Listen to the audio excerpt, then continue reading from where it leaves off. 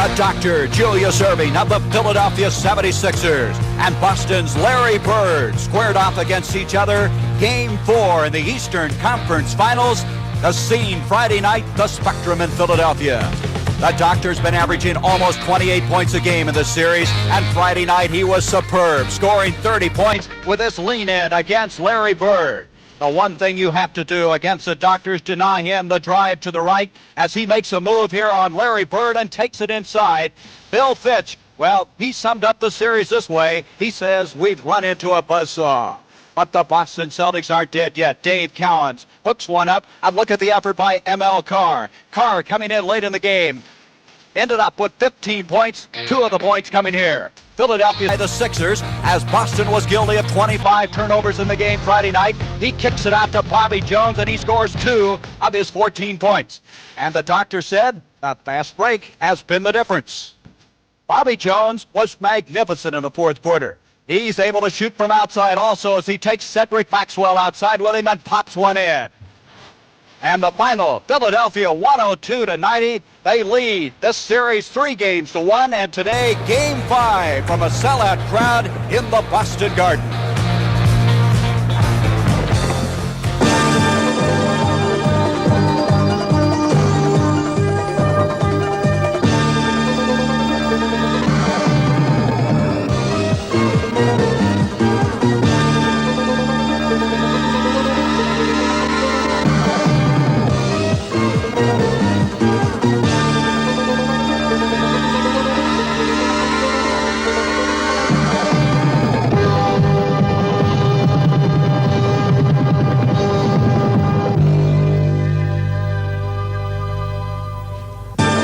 The NBA on CBS. Today's Eastern Conference Championship game is sponsored by Subaru, inexpensive and built to stay that way. Welcome to the Boston Garden, Game 5, as the Philadelphia 76ers meeting the Boston Celtics, leading this best-of-7 series 3-1. Hi, everybody. I'm Gary Bender. You can feel the tension, the excitement here, as this partisan Celtic crowd hopes that their club can continue this season. They are backed into a corner. They face elimination if they don't win today. Does history repeat itself? The Celtics hope so, because in 1968, they trailed the Sixers 3-1. They went on to win that series, and Billy Cunningham remembers very well because he was a player on that Philadelphia team. One thing to remember, the Celtics have lost 2 in a row, but all year long they did not lose 3 in a row. Let's go now to my broadcasting colleague, Rick Barry. Thank you very much, Gary. I'm here with Bill Fitch. Bill, tough situation, but you are at home. What have you told your players they've got to do today? Well, we have a chance today, Rick, to trade 1 game for 3. We win today, we've got a chance to get all 3, and that's what we want to give ourselves. So don't look beyond today. Let's play the best basketball game we can possibly play today. You talked about needing some more offense. Are you planning on playing the pistol a little bit more? We'll have Pete in there, I'm sure, and if he's got the hot hand, go with him a little bit longer. But you got to have that hot hand first. Well, good luck to you, Bill. Also have Dave Cowens. Yep. Dave, big game. You've been here before. What do you have to do today? Well, last quarter we played down in Philadelphia. It was fairly intense defensive effort on our part, and I think we just got to put more of that together. You're going to be looking a little bit more to shoot that outside shot? If it shows itself, I'll shoot it. Well, good luck to you, Dave. A big ball game for you. And, of course, they've been having a lot of problems with the offense, as everybody's been writing about it, and Gary has some more information on that. One thing that has deserted the Celtics in the series is their shooting. They have not scored 100 points in any of these previous 4 games. They've averaged 94. You can see their seasonal average of 113.5 points a game. Their field goal percentage only 49% during the regular season. But look here in this series. The only game they won was Game 2, and they shot 53% in that game. And then in Game 4, you can see they had a miserable night from the field, shooting only 39%. Let's go back now to Rick Barry. With me, Billy Cunningham. Billy, you have to be very pleased with the way your team is playing. Any special instructions other than doing what you've done before? I think 2 big keys, Rick. We have to stop their transition game, and we have to do the job on the boards. Well, you've done a great job of it so far. Good luck in today's ball. Thank you, Rick. Now here's the man who's been carrying the burden offensively for this team all season long and here in the playoffs. Julius, you've really been outstanding. The outside shot's working for you, but the transition has been the big game. What do you think about your opportunities this afternoon? Well, hopefully the opportunities will be there. We figure the Celtics are going to full court press the whole game, which is going to open up the floor. And we play well in an open court game, but we don't want it to get too wild because they play fantastically in that type of game, especially here at home. Julius, everybody talks about taking away your right-hand side, but yet you've been able to go to the right all series long. Well, I've gone right, I've gone left, and pulled up for the jumper. You have to do whatever, take whatever the defense gives you and do whatever's necessary, Rick. You know that. Well, have a great game. Good luck. All right, thank you. Back to you, Gary, with the starting lineups now. All right, Rick, let's check the starting lineups. There's the Sixers, the doctor with Caldwell Jones will be picking up Larry Bird. Dawkins will be in the pivot. Hollins and Cheeks in the backcourt. Cheeks played very well defensively Friday night. And Boston with Maxwell, Bird, Cowens in the middle, Archibald and Ford. Ford having a tough shooting series thus far, operating at the other guard spot. And the officials for today's game: Earl Strom and Wally Rooney. The alternate will be Mike Mathis. As the Boston Celtics, there's no tomorrow as they come into this game this afternoon. There's Daryl Dawkins. He has outscored the opposing center in each of the past 6 games. Well, everybody talks about the importance of Daryl Dawkins, and certainly it's been paramount in this series. When Daryl Dawkins plays well, this Philadelphia team is a far superior basketball team. We're underway. Game number 5, and Dawkins, look at what I have. That's just a defensive lapse on the part of the Celtics there to allow a man to have a clear path to the basket on a jump ball. There's really no excuse for that. I think that's some of that tension that we mentioned at the top of the show. The Celtics got to win today. Archibald, look at the mismatch. Dawkins is out on him. Bird, left-hander, followed beautifully by Cowens, and Maxwell tips it in. A great second effort that time by Cedric Maxwell. He only got his fingertips on that basketball, but the Celtics are really going to be pounding those offensive boards. They're not shooting well from the outside, as we've mentioned. They've got to get to the boards and retrieve some of those loose ones. There's Bird coming out on the doctor, broken up. Ford is able to save it. Boston had 25 turnovers Friday night. Philadelphia's tried to keep them to a minimum. There's Archibald. Archibald's had a tough time getting inside, hasn't he? Well, I think he's been a little frustrated. When you're not shooting well from the outside, all of the other problems seem to be compounded. Here's Cowens, the veteran, taking Dawkins, and we have a foul. Dave Cowens taking it right to Daryl Dawkins. But that time the foul was on Maurice Cheeks reaching in. Dawkins had pretty good position on Cowens. Dave Cowens, he is the only player left from that 75-76 Boston Celtic title team. And really, Rick, as you look at this club, they just haven't played in the playoffs all that much. It could be a big factor, Gary. When you get to the situation where the importance of the games become as great as they are right now, players who don't have that experience can find that pressure can certainly become a factor in their performance. And Dave Cowens gives the Celtics a 4-2 lead. Billy Cunningham, we mentioned he was on that 68 team, Philadelphia team, that led 3-1 and eventually lost the series. He said it cost him a little money, too. Maurice Cheeks with Archibald on him. Boston thus far has not scored 100 points in this series. You got to give Philadelphia a lot of credit. Their defense, nice move by Larry Bird. And the shot clock with 5 seconds as it goes out of bounds. So Philadelphia is going to have to hurry up. Billy Cunningham indicating there's only 5 seconds on the shot clock. And you see how far back they have it, even behind half court. Lionel's got to get it up. 3 seconds, 2, and he is fouled by Chris Ford. So he was able to salvage a difficult situation. Yes, and Chris Ford, who is usually a very sound defender, made a mistake that time. Lionel was going to force a shot up there, and in that situation, he should have allowed him to shoot the basketball and hope that the ball didn't go in rather than pick up a silly foul like that. Ford having a tough series, averaging 7.5 points a game as opposed to the regular season when he was over 11 points a game. One of the big things the players must do in this situation, and I'm talking about the Celtics, is they must play their normal game. They have allowed themselves to be affected by their inability to score baskets from the outside and are not playing their normal game. We're all even at 4 apiece. Archibald can't get it in. Look at Dawkins go up. He is so intimidating out there. Lionel Hollins with Ford on him. Hollins had a good game Friday night with 9 assists as he goes in, and a foul going against Dave Cowens. Again, good penetration on the part of Philadelphia. That's what you need to break down the defenses. We'll take a look at Hollins on this play from our overhead shot.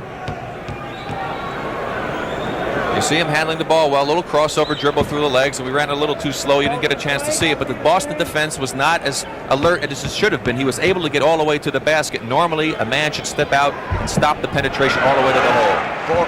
Bird with the rebound. I should say that last Ford foul was on Chris Ford. That's 2 on him, but did not go on Dave Cowens.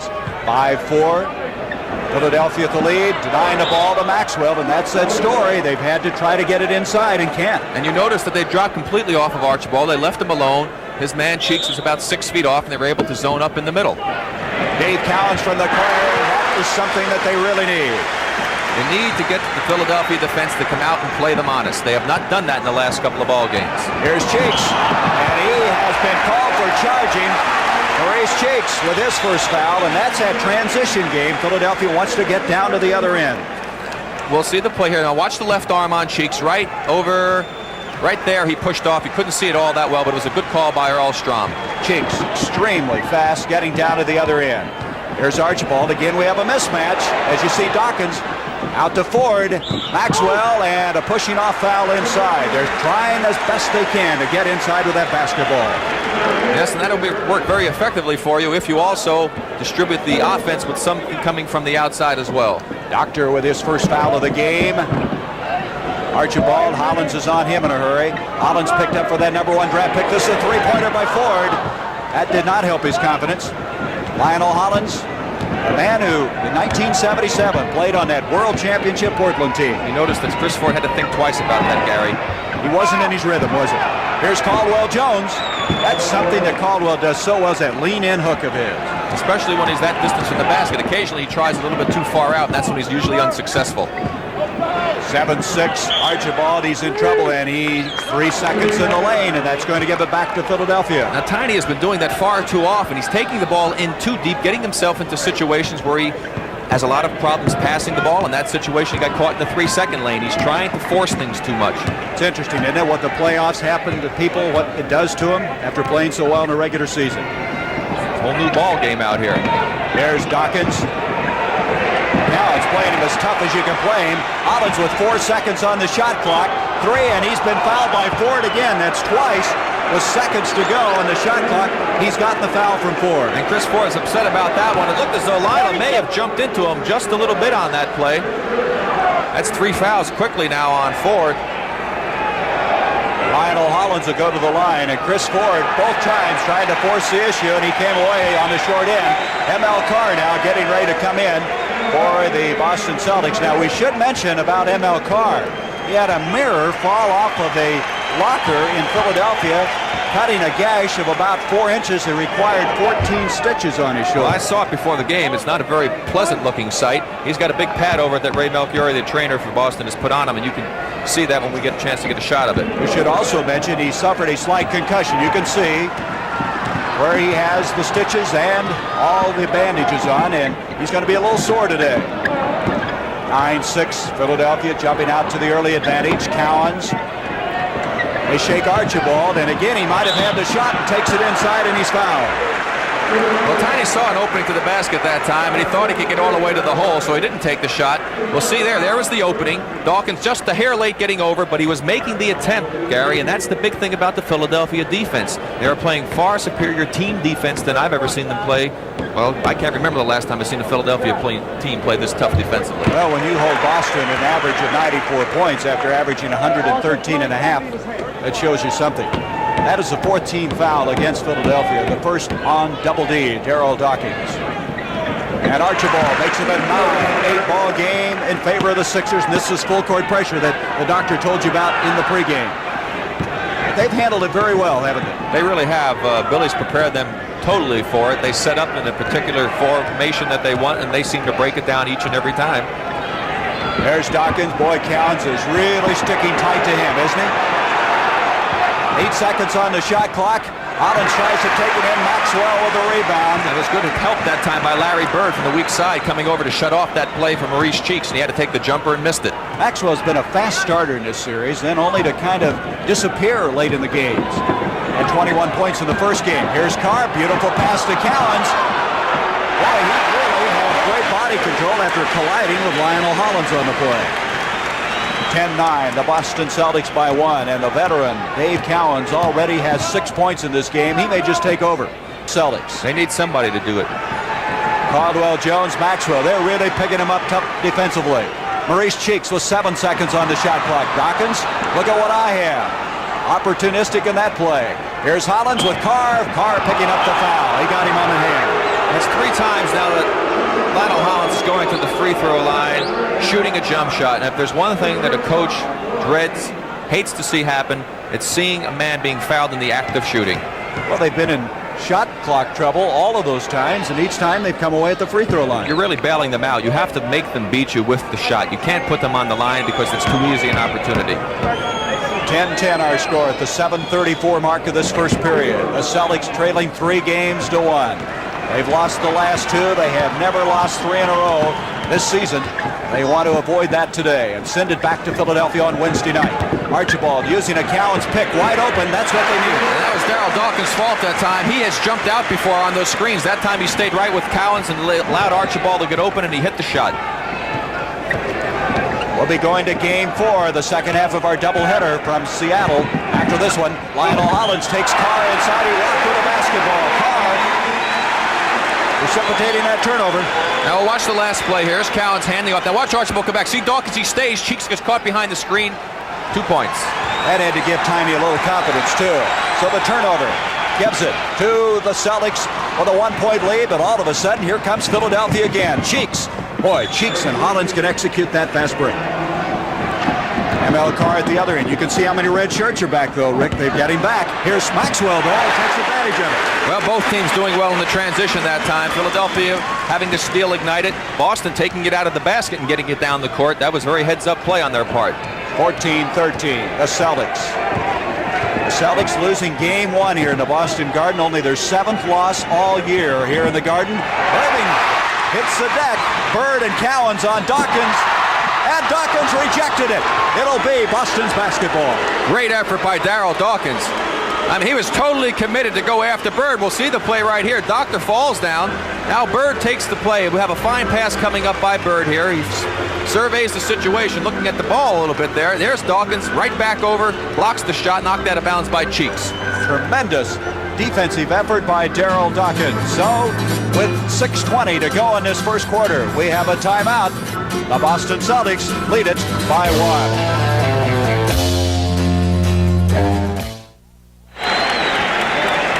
A live boxing doubleheader. You a fight fan, Rick? I enjoy watching it. I don't like participating. That'll be on the CBS Sports Spectacular.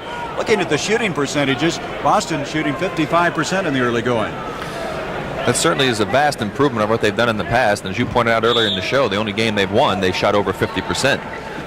Boston Celtics with Larry Bird, and Bird gets him started right, and Boston with a 3-point lead, 16-13. He had 31 points a week ago today. He was just outstanding in that game. He certainly carried the burden for them offensively, and that was the game, of course, that they won. And you mentioned he got into a shooting rhythm in that game and knew every time he touched the ball it was going to go in. There's Dawkins. That's a long ways out, and he got it off to Caldwell Jones and a whistle. That's a very smart play that time by Dawkins. He went up for the jump shot. Cedric Maxwell turned his back totally, thought the shot was coming up, and Dawkins dropped it wisely into Caldwell Jones. That's a long ways out for Dawkins to be shooting, and this is a very apropos statement. I think that's how the Celtics feel. We've the best team until proven otherwise, and I think Bird said that with a kind of a grit on his teeth when he was doing it. A bonus now, in effect, the penalty. 3 to make 2. Caldwell Jones, there's his seasonal average. I think this guy, as Billy Cunningham epitomized him, is so taken for granted. He just amazes me what he can do. And he says the only man I know at that size that can play defense at a forward spot. Well, his brother was a teammate of mine, Major, and he plays some defense also. So they seem to be a defensive-oriented family. 1-point lead now for the Celtics. Cowens, Archibald. You can see they're looking inside. They got it to Maxwell, and he had that ball tipped, I believe, by Erving. Here comes Lionel Hollins. Hollins, as you can see, the Celtics got back defensively very well that time. Here's Erving into Caldwell Jones, and he takes Bird inside. Caldwell just having a fine series. Played very well against Atlanta also. In fact, he had 26 rebounds in that first game, and nobody in any playoff game has been able to match that number of rebounds. He had 18 points in that game also. He has 6 already this afternoon. ML Carr. And Dawkins brings it down. Not good ball movement on that play. Here's Hollins, fast break, Caldwell. Boy, Caldwell Jones getting down here in a hurry. And Lionel knew that he had made a bad pass. He was upset with himself because his man, Caldwell, was wide open, had a dunk. Bill Fitch yelling. That's the 5th turnover now against the Sixers. Of course, the transition game, Philadelphia getting down the court and getting those opportunities. That time they hurt themselves. Both these teams opening up a little bit. The whole floor hasn't been as physical as we've seen some of the games thus far. Here's Cowens. Bird, back door. Caldwell Jones, he intimidated him. Bird tried to muscle it up there, but couldn't make the shot. Boy, that's where it's 7-1. It's tough to play against somebody like that, and Bird knew how tall he was. Here is Cheeks. Bird there with the rebound. Larry Bird's done an outstanding job in the rebounding department. He had 21 rebounds in an earlier game. And Elcar to Archibald. Wide open. One of the few times the Philly defense broke totally down. There was no help at all. You cannot allow a man to go to the basket uncontested if you expect to win the game. Boy, that's one of the few breakdowns. Boy, did Elcar and Dawkins collide out here at midcourt. And now we're going to have a foul called as Carr and Dawkins are upset. That was started at midcourt when Dawkins set a pick that Carr ran into and then pushed off. And Earl Strom says, wait a minute, I'm in control of this game. You just settle down, and I think he meant it. Bit of frustration, I think, on the part of ML getting hit in the backcourt, nothing being called, and Earl Strom was watching closely. ML gave a little bump back to Dawkins to say, here, you can't do that to me, but the official was right on top of it. So Dawkins will go to the free throw line, and Strom is talking to him also. Well, I guess if you had 14 stitches in your shoulder, you might be kind of ornery, huh? Well, especially if he hit it. I'm sure that had to hurt quite a bit. Bill Fitch wants to know why his man was called for the foul. He wants to know why there wasn't a foul in the backcourt. He's asking how come he didn't call the foul in the back when ML got hit.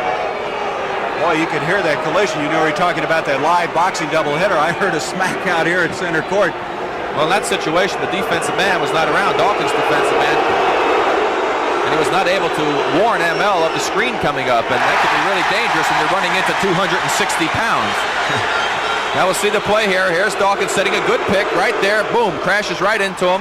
Dawkins set a very legal pick there, but nobody was there to help ML out by telling him about the screen. Good camera work there by our director, Sandy Grossman, and as you can see, we're all even, 18 all. Archibald, Maxwell wasn't ready for it.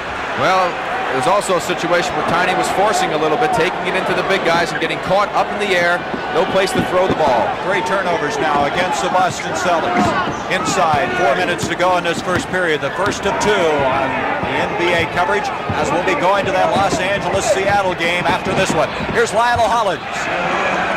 Hollins shaking loose. 20-18. The Sixers by 2.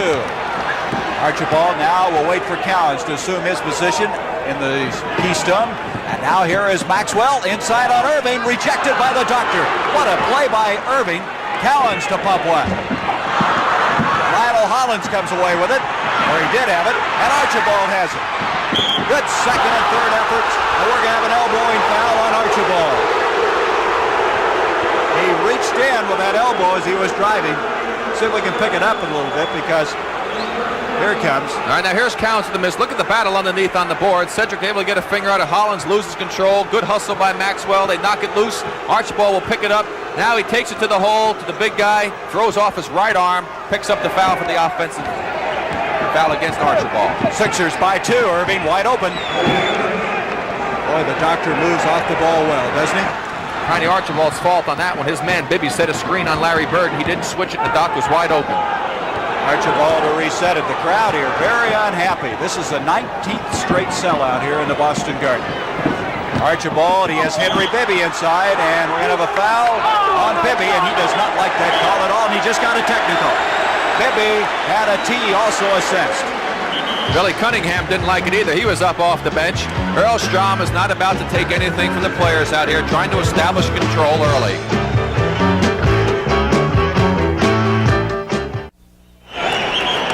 So it'll be game number 5, Wednesday, 11:30 Eastern Time, Seattle, Los Angeles, and of course right now the Lakers leading that best-of-7 series 2-1. We'll have game 4 following this one. 22-18, Philadelphia with the lead. Archibald the line shooting the technical that was assessed.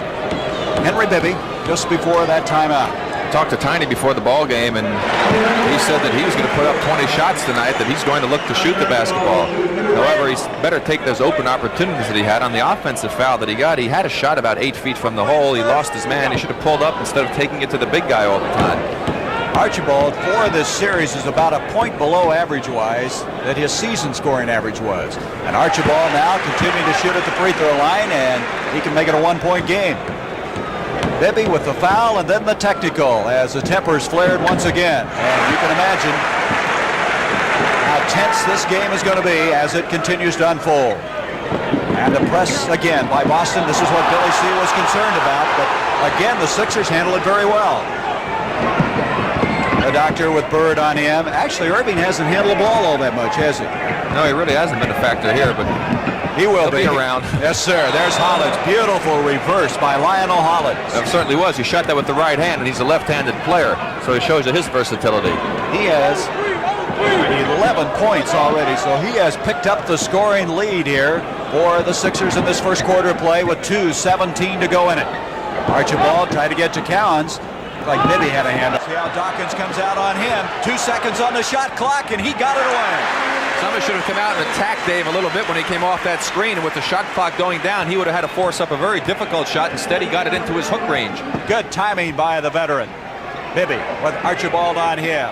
Caldwell Jones intended for Erving, and that turnover gives it back to Boston, and that, thus far, is 6 turnovers against the Sixers. But the Doc made a real good move. Caldwell just didn't read it. He had Bird beat back door. Bird was overcommitted. Caldwell, unfortunately, didn't see the Doc making the move. Bobby Jones, you can see him in the background, getting ready to come in for Philadelphia. Here's Bird, 9 seconds on the shot clock, and he traveled. Larry Bird shuffled the feet. Larry Bird has not been nearly as effective ever since Caldwell Jones has taken over the assignment of guarding him, which was in the middle of the third quarter in game number 2 when Larry was going real good. He missed 7 straight shots when Caldwell went on him, and he has not been that big an offensive factor since that time. Bobby Jones also has done a good job on it. Yes, he has. Well, that's a 1-2 punch, isn't it, when you can put both those guys on Larry Bird. 24-23, the Sixers with the lead. Bobby Jones against Maxwell. The doctor wide open on the play. Well, Bird was inside trying to help out on Jones, and Bobby saw 2 men, flipped it to the open man. The Doc hit it. As you said, he's shooting so much better, that jump shot. Here's Maxwell. Erving with another rebound. Here they come on the fast break. Again, though, the Celtics are back, but Bibby finds Jones. That's where they're so tough. They have men who can take it in, get the good pass, the penetration. Hollins can do it. Bibby can do it. Bobby Jones gets down. The Doc can do it. Boston doesn't have quite as many people who are capable of making that kind of a play, and they're beating them in the transition game. It looks like they're back, but all of a sudden, they go right by him. That's the point I'm making, Gary, is they have people on the Philadelphia team who can create situations even if the numbers aren't there. And by that I mean it's not a 3-on-2 break where they have the advantage. It's 3-on-3, 4-on-4. They have creators. Boston doesn't have as many. Well, tonight on CBS, we have quite a lineup coming your way. You'll start your Sunday evening with 60 Minutes. Then at Archie Bunker's place, Archie wants Murray out, and the State Tax Department wants Archie in. On a special showing of the all-new Stocker Channing Show, Susan hits 30 with a disco roller skating party that's a riot on wheels. And then on Alice, Tommy falls for an older woman, and Mel's diner nearly falls apart. And on the Jeffersons, Louise thinks she's seen a murder committed by a giant rabbit. And then on Trapper John N.D., Gonzo's torn between loyalty and honesty on CBS. There's Maravich getting ready to come in. Let's listen now. Like Larry, you come out. Bill Fitch talking. Stay on this side. What I want is a forward to be able to get a one-on-one. So the guard, once you enter, go to the corner. Dave is down here. That means just one guard is over here. Take him. Okay. And we're going to put heat on. He hasn't played defense in this game. That was a play to try and set up to isolate a forward to make Julius Erving play some defense as Pete Maravich comes into the ball game. This is something, isn't it? He's never played on a championship team. It would culminate his whole basketball life. He's really glad to be a Boston Celtic. He was very significant in Game 3. He came in the fourth quarter and scored 9 points. You can see his knees, but he says he's back now physically. I don't think he's quite 100% though, Gary, but he could be a factor if he gets the hot hand. 28-23. ML Carr, three-pointer. Well, that isn't exactly making the Doc play defense and taking him one-on-one, but it sure was effective. That came at a very good time for Boston, who was struggling. And now they're within 2 after that three-pointer. Henry Bibby, look at that pass. A rifle shot intended for Erving. I don't know if the Doc even could have handled that one with as great a hands as he has. That was some rifle pass by Bibby. That was the fastball down the pipe, wasn't it? 33 seconds to go, first period. Archibald to Bird. Bird uses a screen, three-pointer. And Erving easily comes down with a rebound. Hollins fast break, Bobby Jones. Look at that catch by Jones. That's just a great individual effort by Bobby Jones. He simply outran Larry Bird, got open, and a great pass. And a fine play by Jones. Boy, he had to do that reaching back. And with 10 seconds, they're going for the last shot now this first quarter. 30-26. Philadelphia with the lead. Archibald off to Pistol Pete. And Maravich hits his first effort of the afternoon, and that will end our first 12 minutes of play. And that could give Maravich kind of a shot in the arm. And that was a smart play by Maravich. He made the play. Tiny again got himself into big trouble taking it into the middle. Pete was really smart, moved to an open area so that Tiny could see him. He got him the ball. The pistol hit his first shot. Could be a big factor.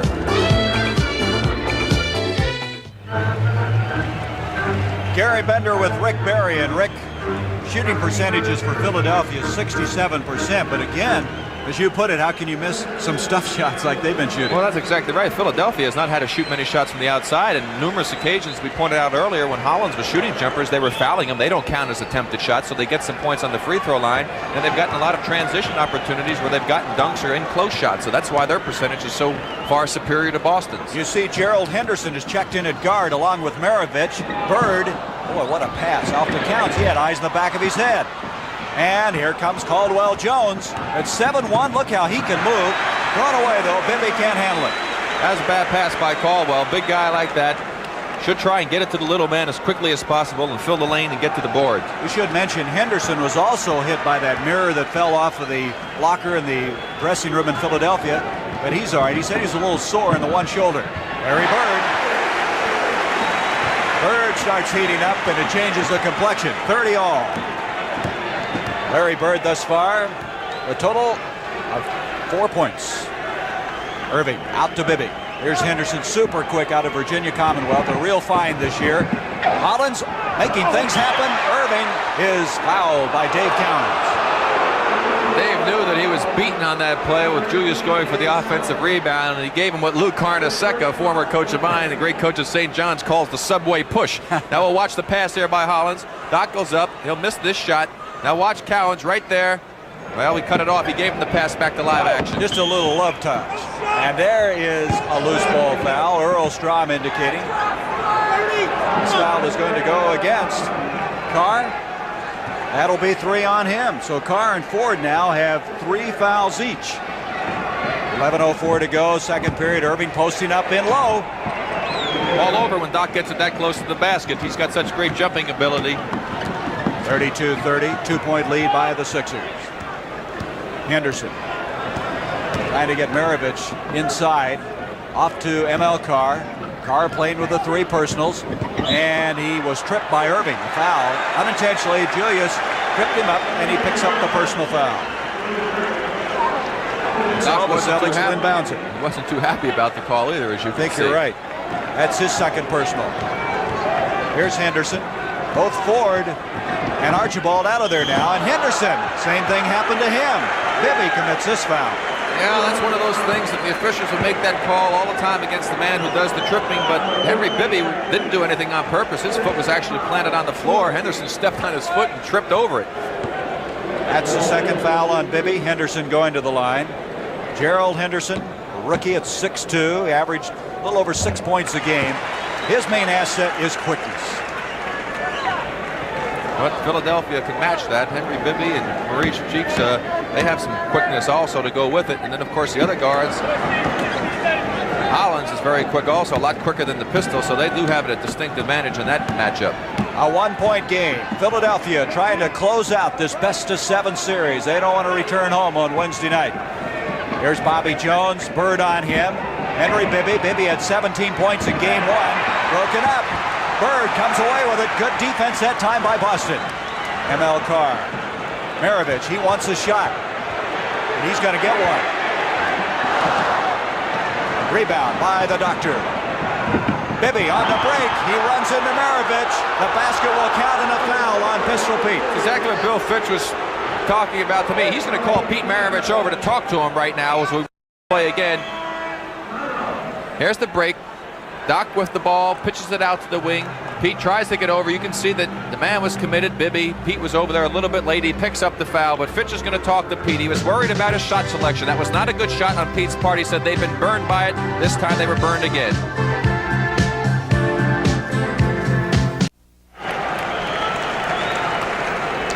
Walter Cronkite and his team, they've been busy, have they? That recent attempt to rescue the hostages?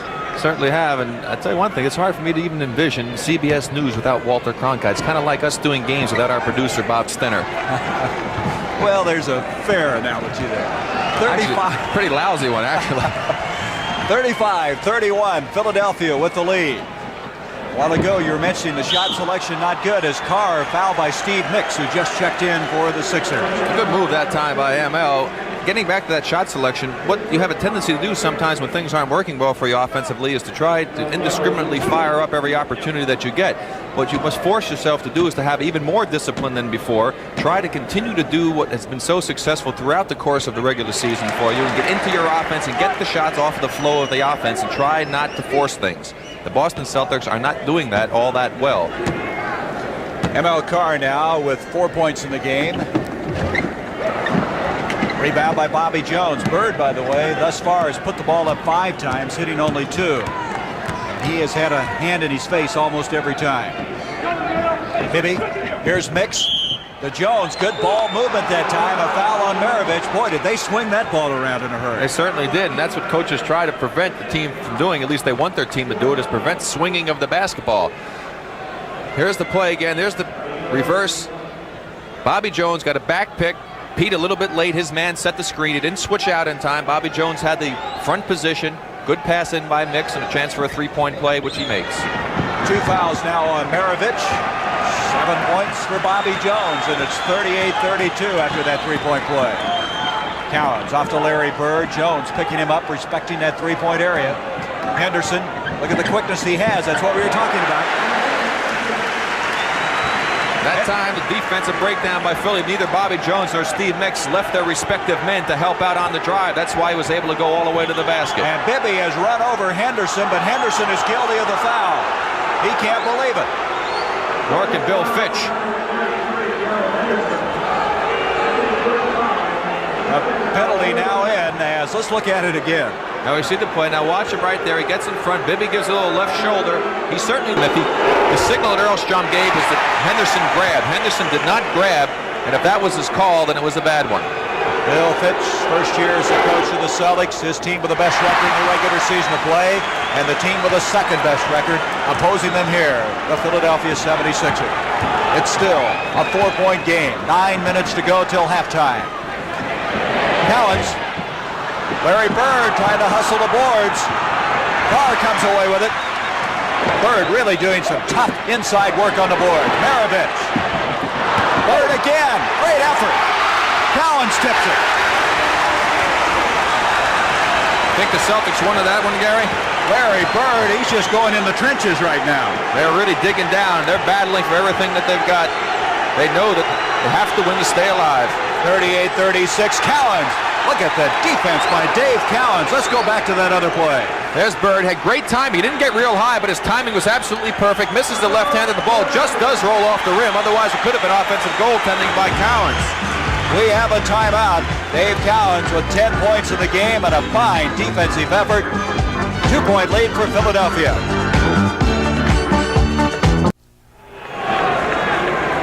At halftime, we'll have the Eastern Conference Finals of the Pepsi-Cola NBA Hot Shot Competition, and those kids are a joy to watch. Halftime, we'll also have a pregame report on that Seattle-Los Angeles game with Sonics trailing in that series 2-1. Inside to Bobby Jones. Boy, he hit the deck, too, afterwards. 40-36. Is able to beat his defensive man to the ball, and once you allow that to happen as a defender, you're going to have big trouble. 9 points. You know, every time they've had a timeout, Rick, they've come back and executed the play very well. Here's Maravich. Just can't get it to go for him. He's hit 1 of 4 thus far. Cowens to Larry Bird. Bird 2 of 5 in the shooting department. Tries to get to Cowens. Did they overpass it there? That's just good defense that time. We'll take a look at Bobby Jones now on this last play. There you see Bird just lost his man. Bobby Jones beat him on a good quick cut. Might have been fouled even, but no call. 40-36. As you mentioned, the Sixers clamped down inside on that last play down the floor. Mix backing in on ML Carr. Left-hander, and Mix, who played very well Friday night, follows his own shot. Sixers playing very fine basketball. Doctor only has 6 points. Dawkins only 3, but yet they still seem to be in control. Henderson can't get it to go, and the Sixers are on the move again with a 42-36 advantage. Bibby takes Henderson in. Carr comes away with a rebound. Boston needs a basket. And broken up by Lionel Hollins. Good, quick hands of Hollins. Great anticipation on Lionel's part that time. He was really ready for the bounce pass, which is usually one of the most difficult passes to get in the way of as Maurice Cheeks comes in for Lionel Hollins. Well, you have one quick man going out and Cheeks coming in, so that is again showing the depth of this Philadelphia team as Larry Bird now will exit the ball game. Cedric Maxwell is checked back in for Boston. They call themselves the Pine Boys, the bench of Philadelphia, and they've really contributed. And there's another great play by Bobby Jones defensively. Jones down at the other end, and he charged that time into Dave Cowens. What happened is Bobby had lost control of the ball a little bit, and so in his attempt to regain possession, he did not see Dave Cowens in the position he was in, ran into him, picked up the offensive foul. Bobby Jones in the sixth-man role has really come to life for this Philadelphia team. Maravich using the pick by Cowens. Boy, he just can't get that shot to go for him. Loose ball foul inside. Cedric Maxwell picks it up. We'll watch the play again. Maravich again wide open. As Gary pointed out, he can't find the basket. Just a hair short. Right there, Maxwell jumping over the back. Maxwell with his second personal foul. He'll send Steve Mix to the line. Cunningham talking to Daryl Dawkins as Dawkins will come into the lineup. I think Billy's a little keyed up. You see him trying to lick his lips to get a litlittle more moisture on there. He's probably all dried from the intensity of the situation. Boy, their team is remarkable. They're 9-2 in the playoffs this year. They're 6-0 at home. Gary, they had just peaked at the right time. They started playing their best basketball during the middle of March, late in the season. And that's what it really takes. It takes that to happen to you. Stay away from injuries. Get your team to play good basketball. As an end result, they're leading now 44-36. All those things that you just mentioned is one of those reasons. Here is Maxwell with Jones on him. Maravich trying to shake Bibby. He's loose. Doesn't want the shot this time. And that may be a lack of confidence after missing those others. ML Carr. Also was in there with Tiny when I talked to him. He said he's just going to play. He's going to take his shots. It's a good indication of it. Tiny did have a shot, but he elected not to take it. Here's Cheeks with Archibald on him. 6.5 minutes remaining in this first half of play. Mix using the screen by Bibby, and the left-hander's on the way. Mix playing very well. We have a baseline violation. Archibald stepped across when he started to pass, did not pass, and that'll turn it over to Philadelphia. Well, Maurice Cheeks made that play happen. He overplayed Maravich. They couldn't get the ball to Maravich. Nobody else was looking, and Tiny had committed and stepped over the line. Boston now fighting to regain their poise at this stage of the game. Mix with Carr on him. Mix wants to shoot the ball. He has the confidence. Bobby Jones. Bench is just absolutely outplaying Boston. Their bench is killing them. They've done it throughout the series, and they're really doing it here. Jones and Mix coming off that bench to do what you were just mentioning. Here's Archibald. Found the opening. Nice play to Maxwell. That time Tiny was able to get all the way to the basket, and when he got the defenders to commit, he dished it off to Maxwell for the easy stuffer. When he can get in that far, he should do it. The Sixers with an 8-point lead. Remember now, Philadelphia's been a great second-half ball club. Now they have the advantage. Daryl Dawkins, he's going to put one up from too far out. Maxwell with the rebound. Archibald, Cheeks tries to avoid the foul. Look at Tiny, beautiful play. He hit the deck, gets up, but that was a remarkable effort by Nate Archibald. 48-42, and Bibby's going to be called for charging. This time they got him. There's Cunningham, he's going to make a change. He'll send in Lionel Hollins. Here's the play now. Tiny with the drive. Bobby Jones, he slides by. Darryl just a hair late decided not to go after him. Tiny was able to make the shot. So Lionel Hollins comes in. Henry Bibby goes out. That was his third foul, and Julius Erving is going to come in and give Bobby Jones a breather. Talking about depth. Jones, Erving, Mix coming in. Here's a steal attempt by Julius. Julius all year long did a job in that area. In fact, he was 6th in the NBA in steals. Maxwell to Cowens. Boston trying to make a move now. 48-42. Maravich seeing a lot of playing time in his first half. Kicked by Hollins. It'll be Boston's basketball. Billy Cunningham said that he likes to have Hollins on Maravich, which he feels that Lionel could do a job on Pete and nullify his offensive capabilities somewhat. Does that make a difference, too, when you're left-handed defensively? Here is Cowens saving it into Maravich, sometimes reaching in with that left hand. They can when you're playing against a right-handed player, as he's doing in this situation. Here's Archibald, cheeks on him. Maravich, you can see Hollins there. He has with that left hand reach in. Big steal in this game. 50-42. It's back to an 8-point lead now for the Sixers. Boy, Philadelphia's just been awesome. Well, Pete's not playing that well, but he's forced to leave him in the game, mainly because Chris Ford picked up those 3 early fouls. He needs some help. Carr has mix on him. 8 seconds on the shot clock. 6 seconds. 5, 4, and it's broken up again. There's Lionel Hollins again doing it. Doctor has it broken up, though. Cowens reached in. Maravich out to Maxwell. Bill Fitch's team right now indecisive. Having a tough time getting their composure back. Now Cowens yells, says get the ball inside, and they did, but they telegraphed it. Certainly did. Darryl Dawkins saw that coming, and Tiny threw it up there for grabs, and Darryl went and picked it off. Boston Celtic team not playing their normal, intelligent basketball. Mix shoots one, and Bill Fitch asks for a timeout. Boston right now not looking like the team that posted the best record in the NBA, winning 61 games, the most dramatic turnaround from one season to the other, as it's 52-42 the Sixers. Boston hopes to have regrouped forces during that timeout. Rick, you were mentioning the bench scoring. Philadelphia leads Boston 22-11. So you can see how much more effective their bench has been thus far. Here's Dave Cowens. Oh, what a power move inside. Henderson with a good effort. Larry Bird is checked back in. Beautiful pass to Cowens. That's the Celtics we're used to seeing. That was just outstanding play that time by Larry Bird. He had gotten up there and was committed, but the defense opened up, got the ball to Cowens. Boy, they had a fire about him on that play. Something that was lacking before that timeout. 52-44. Erving out to Mix. Mix has been hot. He missed there after hitting 3 for 4. Bird up to Archibald. Archibald penetrating. He's in trouble. Gets it out to Cowens. Henderson broken up by Hollins. Boy, Hollins has been reaching in on everybody. He's just had great anticipation for the ball out here this afternoon. Cunningham concerned that they're going to lose their edge. They had things going their way before that timeout. Maxwell to Bird. Bird with Erving right alongside him, and he got a piece of the ball. Again, he hesitated. He had the shot when he first caught the ball, didn't take it, got in trouble. Hollins driving in. Beautiful play by Lionel Hollins. That's exactly what I talked about. He's the type of player who can go in there and create something when it looks like nothing is there.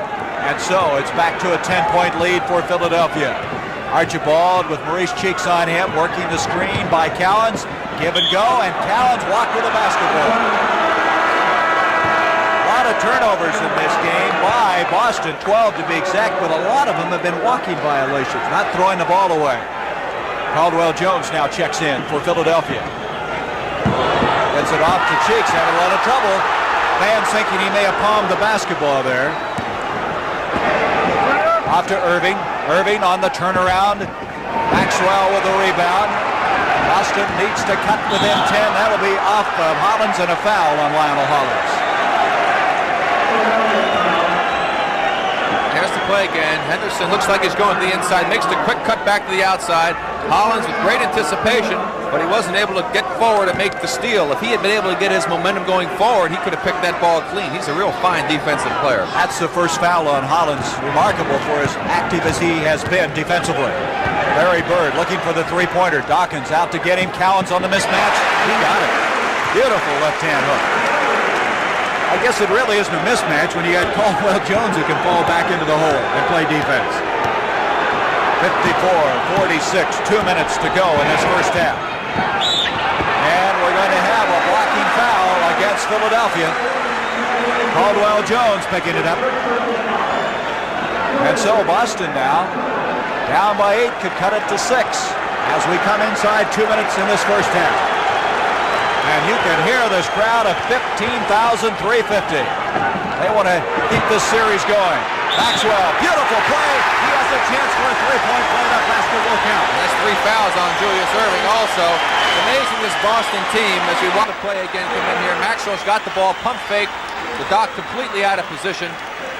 3-point opportunity for Maxwell. Again, Gary, Boston is not playing that well. Philadelphia has been in control, but yet Philly cannot really blow them out. This shows you how good Boston is as a basketball team. Even playing poorly, they still keep, as they say in track and field, in contact with the field. And they are an outstanding basketball team as Bobby Jones replaces the Doctor. Maxwell with a penalty has another one coming. Maxwell led the NBA in field goal percentage this year. He shot 63% against the Houston Rockets in that series you were in, Rick, but he can't get either one of those to go.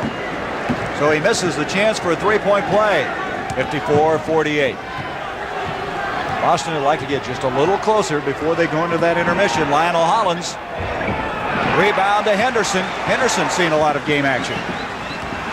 Here comes Bird. Bird to Cowens. Cowens out to Archibald. Henderson. Quick movement this time by the Celtics and a foul. Henderson penetrating inside and a foul coming up. Let's wait to see who it's on. That was very close to being goaltending on that play. We're still waiting on who was the guilty party, as Henderson will go to the line. Here he is. He hasn't played all that much in the playoffs, but here today trying to make some changes in that backcourt. The foul will go on Hollins. It's his second.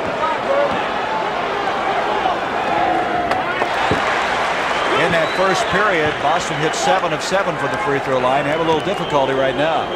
54-49. They hit this one. They're within 4, Rick, and as you said, that's keeping in contact. Pressure now by Boston. A minute 26 to go, first half. Cheeks. He's going to reset it to Lionel Hollins, and this place is deafening right now. The crowd, as Boston was second in the NBA in attendance this year, second only to Seattle. Hollins had it broken up, but Bobby Jones came away with it. 6 seconds on the shot clock. And a foul spotted inside against the Boston Celtics. Larry Bird, he can't believe it.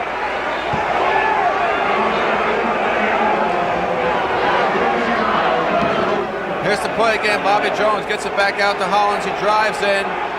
Right there, Bird's call for the foul. Certainly didn't look like he hit anything but basketball on that one. They're going to call it on Archibald, Rick.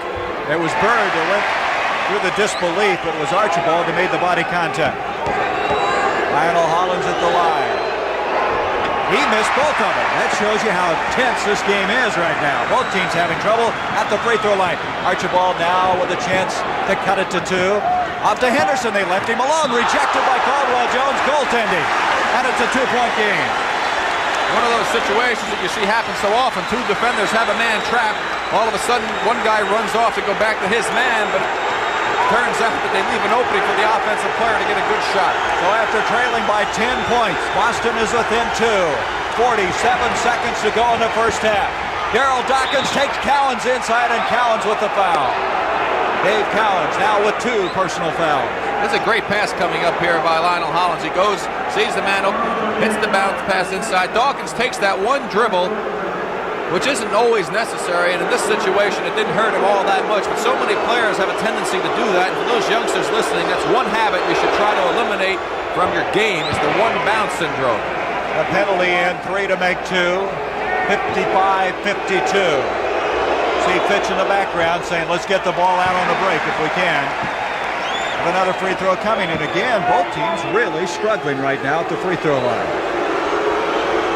Here's Darryl. Darryl, during the course of the regular season of play, hit 65% from the stripe. 56-52. 40 seconds. There you see the time remaining in the upper portion of your screen. Maxwell trying to pass to Bird, and we have a foul. Wally Rooney spotting that away from the ball. Here we see the play here. Larry Bird pushing off, and a good call. Larry Bird using the left arm to free himself. That's the first foul on Larry Bird.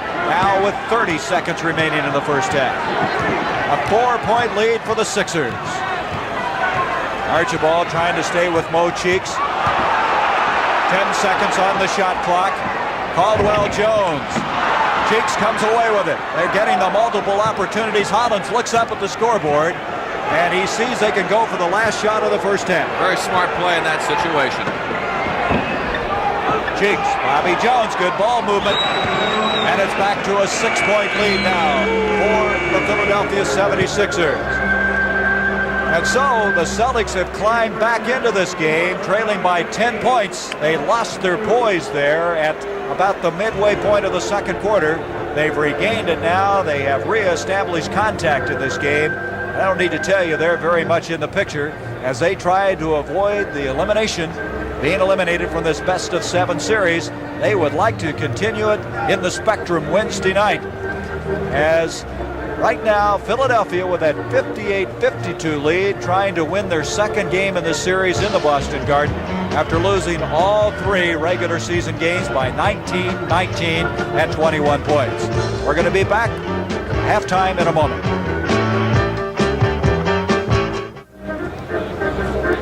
The preceding announcement, well, brought to you by the NBA, and let's take a look now at the scoring in this first half of play. Let's look at Philadelphia. I think the interesting thing in Philadelphia is how well their bench has done. Bobby Jones coming off with 13 points, Mix with 8, and the Doctor in this ball game thus far really been shut down with a total of 6. Caldwell Jones with 6, Dawkins with 5, so the bench doing an excellent job. On the other hand, the Boston Celtics likewise not getting a lot of scoring from Larry Bird. He has 4, Carr with 6, Cowan's playing remarkably well in this first half. Archibald contributed offensively in about the midway point of that second quarter. Maxwell and then Henderson with 7 points. He's been getting a lot of playing time in this first half of play, and Henderson has acquitted himself very, very well. So that's how we stand at half, as Philadelphia twice in that first half of play led by 10 points, 48-38 and 54-44, only to see then the Celtics come climbing back in and eventually fall behind at halftime, 58-52. So Boston hoping to hang on in this series.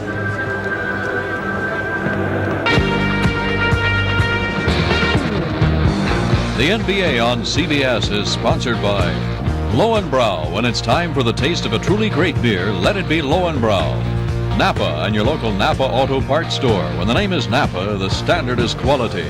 And by 7-Up, the crisp, clear, refreshing soft drink that fits America's new active kind of life.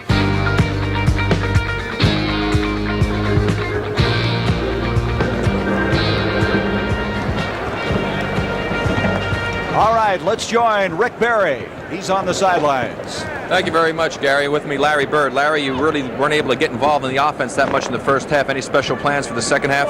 No, not really. The first half, I don't think anybody really got involved in offense. We wouldn't move the ball like we're capable of moving it. The second half, we're come out and trying to execute real well. Hopefully, we can get things going. Anything that Bill said to you in specifics as far as your defense or your ball handling? I think that you seem to overpass the ball a little bit more in the first half than you normally would. Well, we was making a lot of bad passes early, and then we couldn't get the things going the way we wanted them to go.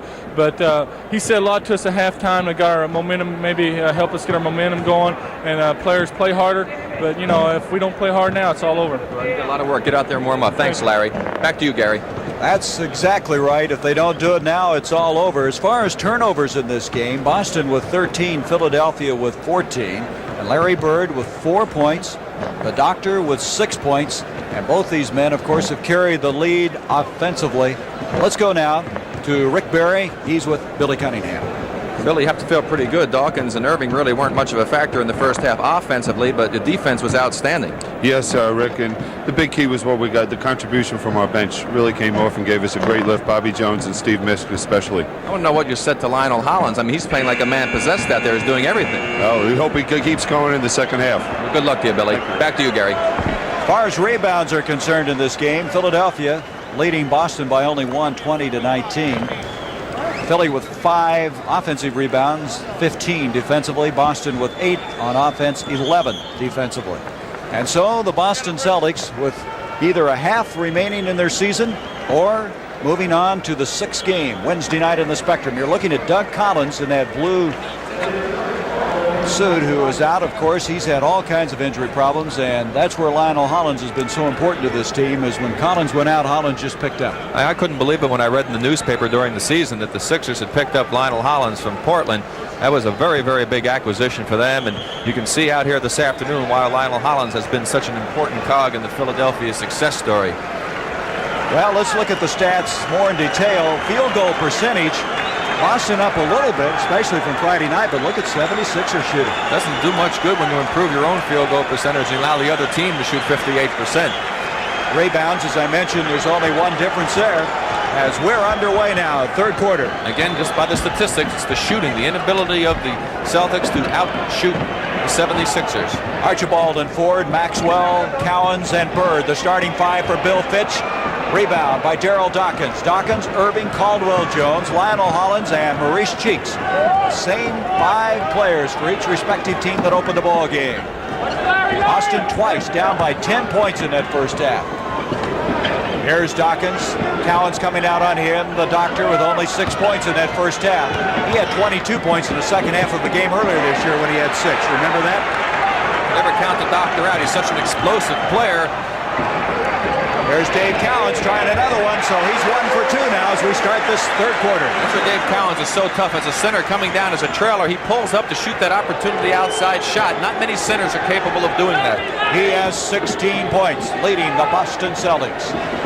Here's Cheeks off to the doctor. Caldwell Jones and lean in hook, almost impossible to stop. 60-54. Caldwell Jones with 8 points. Remember now, the foul department, the doctor has 3 fouls, as does Chris Ford and Steve Mix. Erving with another rebound. Lionel Hollins now quarterbacking this club. He had 11 points in that first quarter. Hollins really got him started well. Daryl Dawkins against Cowens. He doesn't want to take that shot. Caldwell will, though. Another lean-in hook, but this time Bird has a rebound. The Boston Celtics trailing 60-54. Tiny Archibald, a lot of traffic. Couldn't get it to go. Steal by Bird. Larry Bird a pull-up. Maxwell, and they're just horsing the boards right now. Wait a minute, a foul is spotted by Wally Rooney. Caldwell Jones. Basket will not count. It's a loose ball foul. That's the second foul on Caldwell. Bill Fitch looking on. Again, Tiny Archibald getting himself into an area where he gets in tremendous trouble. If he can't take it all the way to the basket, he's got to dish it off a little bit sooner and not get himself into such a jam. I thought Larry Bird was very tentative on that last shot, didn't you?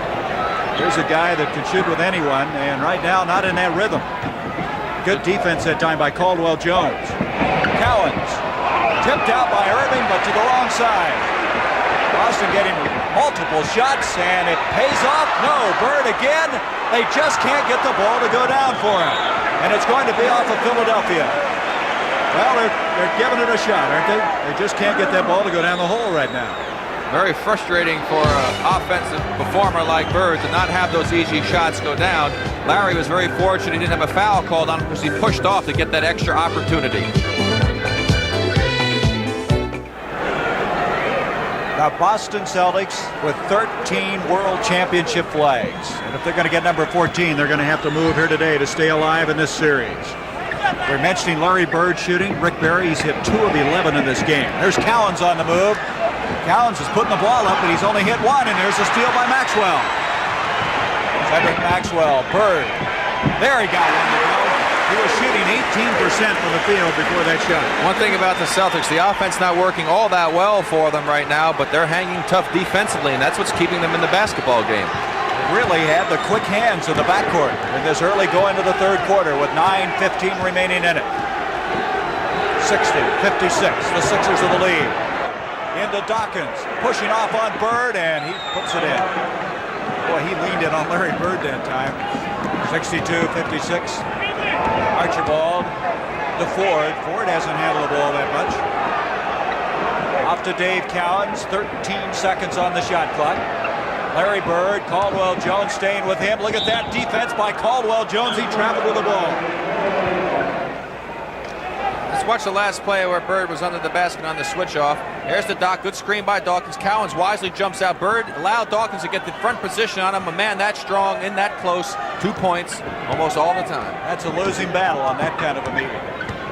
62-56. But again, what a job defensively by Caldwell Jones on that last play. He's done some job ever since that defensive switch in game 2. Hollins double team. Maxwell got the hand on the ball, and they're coming up with the steals.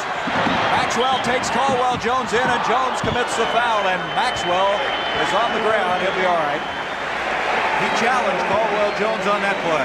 That was just all Cedric Maxwell. Total individual effort. He made the block down the other end, took it on the drive. There's the body contact.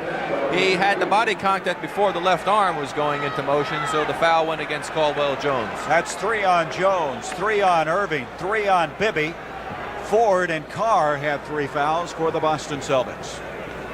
Maxwell, this is a guy that's very, very deceptive. You look at him, you think he can't possibly get up and down the floor like he does, but he manages. It's amazing what's happened to his free throw percentage. He was shooting 90-some-odd% when he shot against us, the Rockets, in the playoffs. He was shooting real well in the first ball game, and now he's starting to miss quite a few opportunities. He's missed 3 already to know of in this game. He shot 79% from the line during the regular season of play. 62, 57, 8-12 left in the third period. Callan's got away with that, but Dawkins has the ball, and Daryl Dawkins has been fouled. Boy, Callan's with a good effort. Ford on the ground. And we'll see the play again. Now watch Cowens. Look how he jumps out. Not many centers can do that. Looked like foul there. He did hit Hollins. You see him holding his face. Dawkins in the right position at the right time. From behind, the foul on Cedric Maxwell. Now they're saying that foul, yes, it did go on Maxwell. That's his third. Chris Ford mentioning to Maxwell that he has 3. He's writing over to him to tell him. It's Daryl Dawkins at the line. You know, Dawkins has 8 points, but it's kind of a quiet 8 points. Again, the free throws. 63-57. Both teams missing some good opportunities at that line. Larry Bird. Intended for Maxwell. There's the doctor with yet another steal. And he is fouled by Chris Ford, and that'll be 4 on Chris Ford. And the doctor really wanted that one. I think he wanted to take it in there and get a dunk and try to perhaps get his team going, get himself going. I think Ford thought he fouled him before the shot. That's what the argument is all about. Exactly. Here's the play again. Here's the doctor. Look at him. Put the little burst on there. He wants to take it all the way in. He reaches in. Fouling would look like fairly early, but in the NBA they have a rule that's called a continuation rule. It looked like the doctor committed himself to take it to the basket, and that's what the ruling I'm sure is in this case. I think it's interesting. Erving went down the left side that time. Now, you'd rather have him on that left side, wouldn't you? Well, of course, he can do that on the fast break situation. He's going to take whatever he can get, but in the set offense is where you need to force him back to the middle. You can't give him the right hand on the drive to the basket. 4 fouls, remember now, on Chris Ford, and again another free throw does not find the mark. 64-57, 7:45 left. The Celtics, they've got to win today. That play, Tiny Archibald could have had an easy jump shot. He didn't even look for it coming off the screen. Ford trying to shake Hollins, and that's been a real tough assignment. Batted out to Cowens, 3 seconds on the shot clock. And the Sixers come away with it. Mo Cheeks was it. Off to Julius, beautiful pass to Hollins.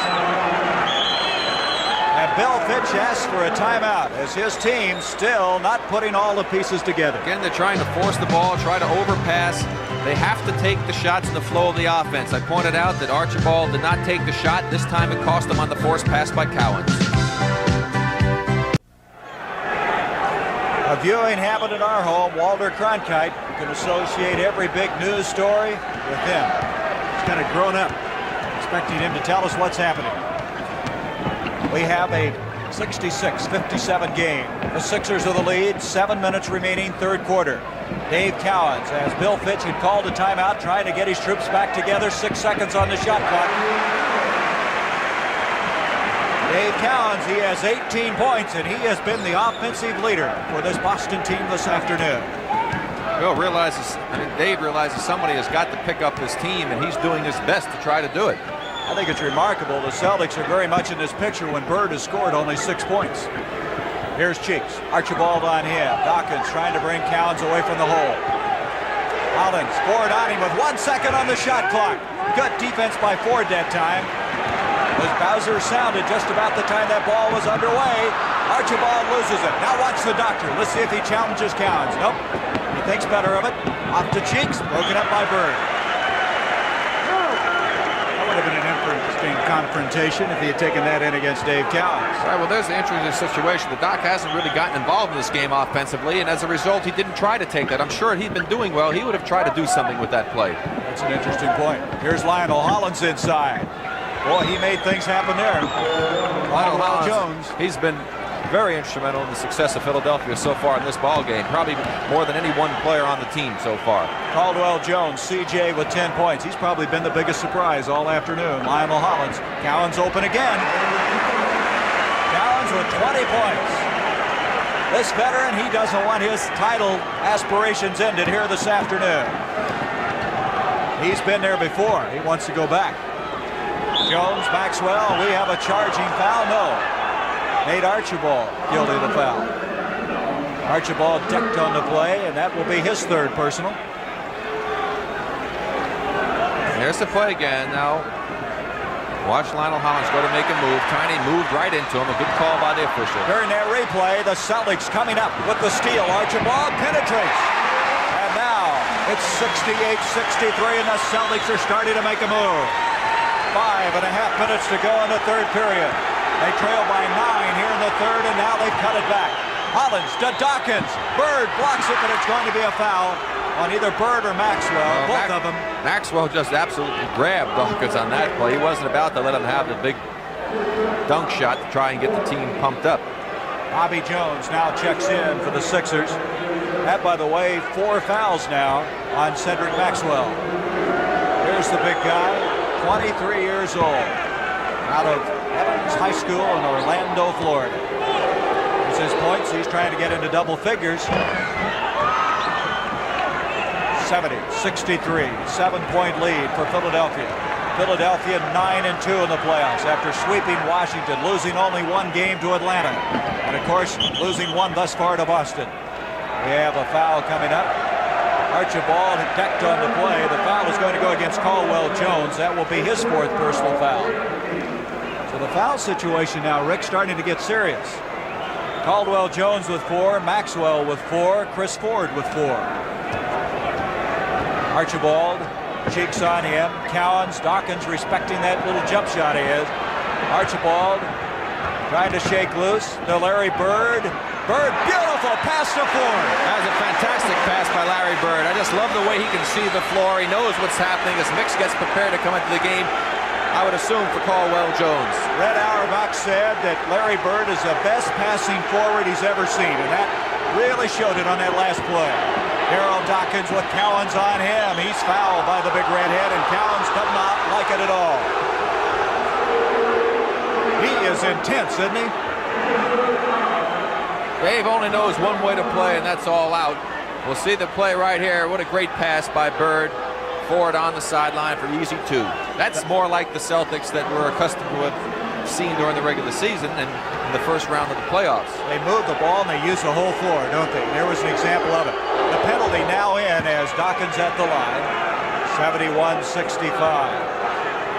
Dave Cowens, 31 years old, 6'9", 220, and he has a fire in his eye as we go down with 4.5 minutes remaining in this third period. Here's Cowens with Dawkins on him. Dave's going to take it in. And that will be off of Boston. Boy, Dawkins is down. He's getting up slowly. That was quite a meeting in midair. Pressure in the backcourt by the Celtics. The intensity is really something right now as they get it into Big 53. 4:19 to go in this third period. Boston scratching and clawing, trying somehow to stay alive in this best of 7. Lionel Hollins with Ford on him.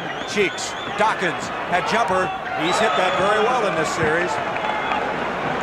Again, if that shot goes in, it's a good shot. If it doesn't go in, there's no chance for Darryl to go to the offensive board at all. And when you have a man that big and that strong away from the boards, it's really not helping your team that much. As Billy Cunningham looks on, he has to like what he sees out there on the court. Bill Fitch has troubles.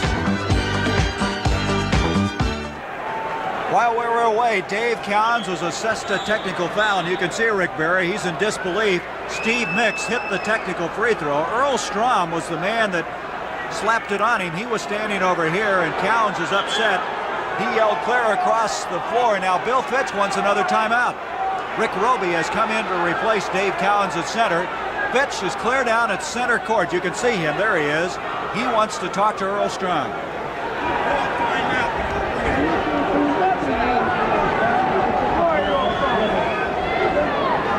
Well, Earl Strom slapping the technical on Cowens. Cowens coming out. He's going to cool off a little bit. Bill Fitch now. I don't know what he's arguing about, do you? Well, I'm sure they're just disappointed about what happened on that technical foul call by Cowens. Cowens just kind of waved his arm, and Earl Strom gave him a technical foul. We've been told now that Fitch is questioning the 24-second clock. And so, as you watch Cowens, he'll sit down. Roby coming in to replace him for the first time. And with 4 minutes remaining in the third quarter, it is intense here. That gives us time to remind you about the lineup tonight on CBS. Show that I know everyone enjoys watching is 60 Minutes, followed by Archie Bunker's Place, a Stockard Channing show. That's a special showing, along with Alice, the Jeffersons, and Trapper John M.D. So be sure to join us for that. Of course, immediately following this game, we go to Game 4 of the Western Conference Finals. The Seattle Supersonics playing host to the Los Angeles Lakers, trailing 2-1 in that. And Rick, that has been some series out west. Well, they've really played, I think, some intense basketball. Either team has really played, I think, up to their full potential, and either team had a chance of winning any of those ball games. A couple of tough calls against the Sonics late in game number 3. A real hard-fought contest down in Los Angeles. It's amazing how the Sonics will fall behind, and when you see that it seems as though things are going completely against them, they show the poise and the great talent that they have, being defending world champions, coming back and always making the game close. Well, there's the foul situation we were talking about earlier. Jones, Maxwell, Ford, all with 4. Erving picked up his 3 in the first half, as did Bibby. Cowens, Archibald. Celtics, by the way, this is very interesting. The Celtics have only 1 timeout remaining. And boy, we still have a long ways to go in this game. That could be very, very critical if we get down to the last couple of minutes of the ball game. This game is taking a long time to play, this third quarter in particular. So they have 1 left, as you could see on the screen. The Sixers have 5 remaining. So Boston backed into a corner. Of course, they have to take a mandatory timeout in the fourth quarter, which means they will have no timeouts left if this game goes right down to the wire. 75-65, a 10-point lead for Philadelphia. They led by 10 twice in the first half of play. Roby in the game for the first time, replacing Cowens. Archibald penetrating beautifully on the play. Tiny now is starting to be more and more of a factor in this game. He has 15 points. As long as he can get all the way to the basket like that and get a decent shot up, then it's a good play. Bird almost comes away with a steal on Bobby Jones. Bird hitting the deck. Bobby Jones driving, left-hand shot. Dawkins tries to follow, but Maxwell comes away. And a chance now to cut it to 6 is Boston. Larry Bird. He's just not hitting that shot. That's not the Bird that we've seen this year. He is deadly from that area on most occasions. 75-67. Hollins with Ford on him. Ford playing with 4 personals. Dawkins, the big guy, takes Roby in. No weak side help off the ball. Archibald tried to come over, but he was a little late. And now Archibald will inbounds it to Ford. That was a delay of game warning that time on the part of the Sixers for touching the ball after it had gone through the basket. It's back to a 10-point lead for Philadelphia. Archibald using a screen by Roby. Nice return pass. Roby is fouled. Archibald penetrating now. That is smart basketball on the part of Archibald. He's not getting himself into a position where he has no one to pass the ball to or he can't shoot the basketball. Those are the type of plays they must make more of. In defense of Bill Fitch with the timeout situation, Gary, this is a do-or-die situation, as everyone knows. And you must use your timeouts judiciously. You can't always save them for the last part of the game, which is the logical thing to do.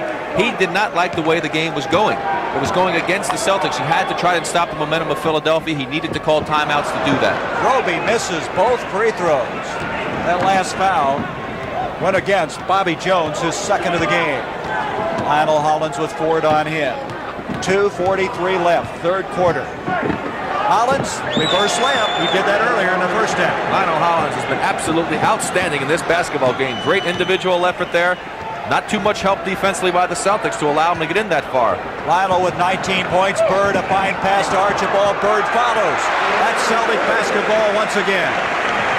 It's back to a 10-point lead. Bird really passing well, even though his shooting has failed him at this stage of the game. Well, he's a real fine basketball player, and he can do a lot of things out there to help you, and that's the big thing. When things aren't going well offensively shooting, you've got to contribute in some other way. Dawkins loses it off of Roby, so it will be Philadelphia's ball.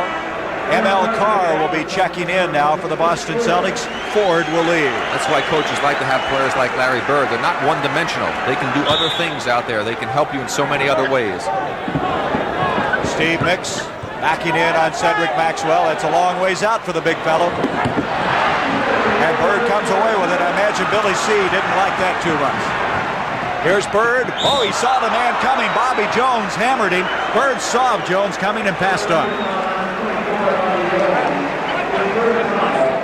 And so Jones now has a total of 3 personal fouls. Larry Bird to the line. Bird already with 8 points.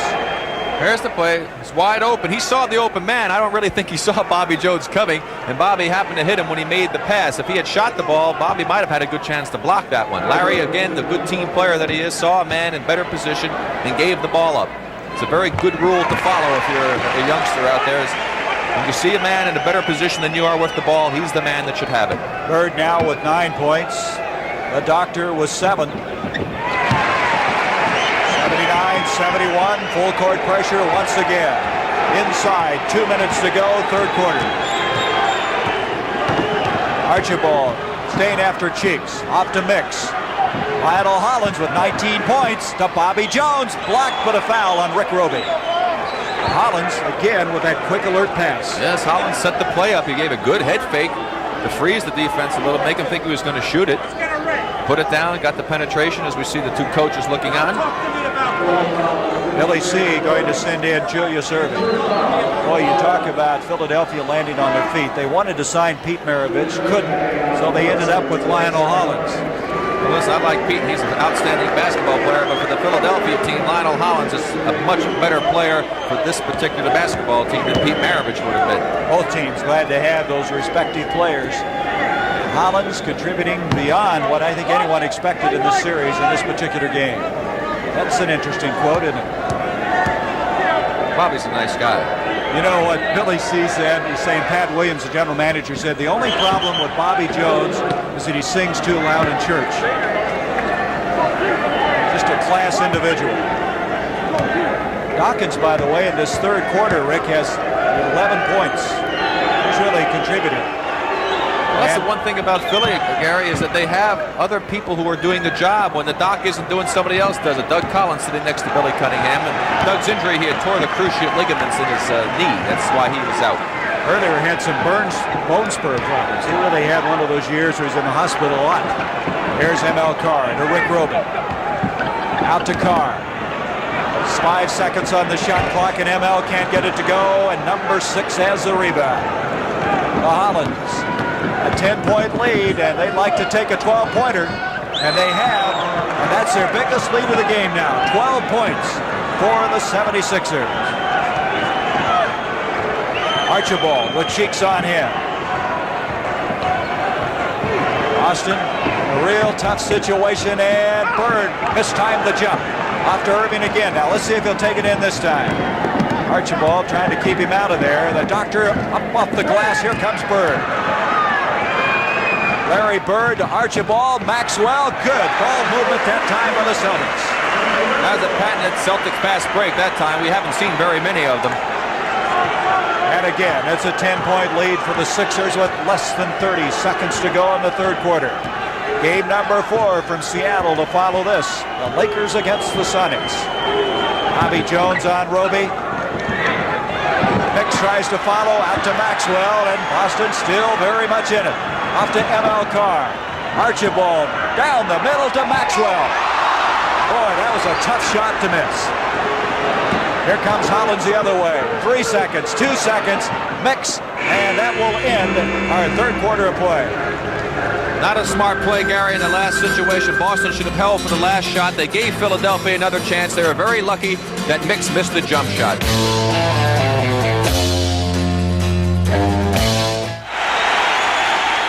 Part of our capacity crowd here in the Boston Garden of the commissioner of the NBA, Larry O'Brien. He's seeing quite a contest.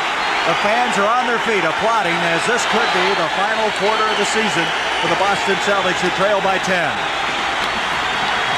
They've really provided enjoyment, an improvement of over 32 wins from a year ago just in the regular season of play. 83-73, Maxwell bats it out. It'll be the Sixers basketball. Well, they've made some runs at him, Rick, but each time they've closed, they've had Philadelphia spurt back out. Bobby Jones over Roby. And it's a 12-point lead, the second time in this game that Philadelphia's led by 12, 85-73. Cowan still not back in the ball game. Show that 38% shooting by Boston in the third quarter. Erving with a big steal, and the Sixers are moving. Lionel Hollins rejected by Larry Bird. Billy Cunningham wanted a goaltending call. Hibby picked up by Archibald. Boston not starting out the way they'd like to in this fourth quarter. Steve Mix, Maxwell on him. 5 seconds on the shot clock. 3, 2, and Bibby with one and another rebound. They'll reset the clock. Steve Mix just kind of nonchalantly came away with that one. There's Billy trying to orchestrate what they're supposed to do out there. We're down to 12 seconds on the shot clock again. Philadelphia using a lot of valuable time. Mix. Rebound Maxwell.